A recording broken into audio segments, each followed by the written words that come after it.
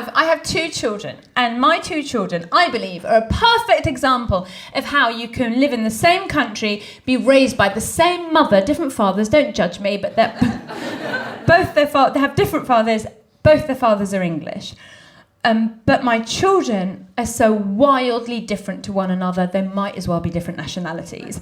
My son's a little English gentleman. My daughter is a mad Middle Eastern woman who moved in with us. We're not even sure where from. She just turned up one day with suitcases full of ground pistachio nuts, chopped coriander, ready to be freeze-dried. My boy's sense of humour is very, very British. He uses it to tear down authority, me. We were driving to Scotland when he was about 9 years old, and I said, darling, did you know when you try and suddenly teach your children something about the world, I'll tell you some knowledge, darling. I said, did you know they're going to ban smacking children in Scotland? And he went, oh, do you want to get a wallop in now before we cross the border? He has no time for my authority. That's a very British thing. He's just superior to me, even though we both had empires. That's a massive thing both my countries have in common, having an empire. And if you have any doubt of the residue of empire mentality in Iranians, you only need to look at a Persian cat.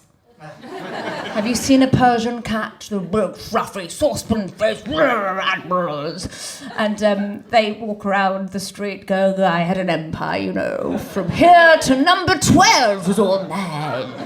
Anyway, so my son was getting ready for bed. He's a little kid, he's about 7 or 8 years old. And I am trying to hurry him along. And I'm like, are you going to brush your teeth? And he didn't like my tone.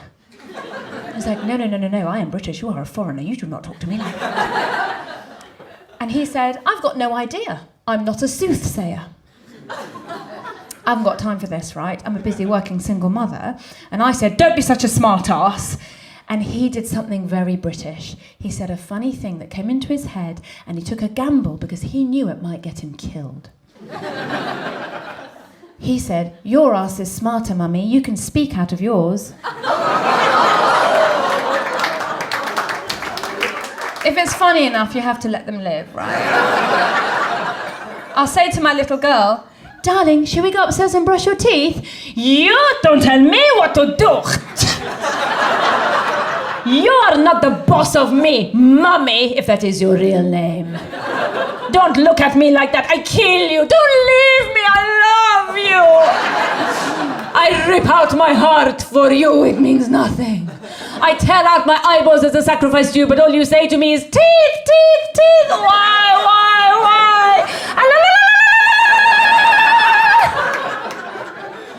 Her dad's from Salisbury.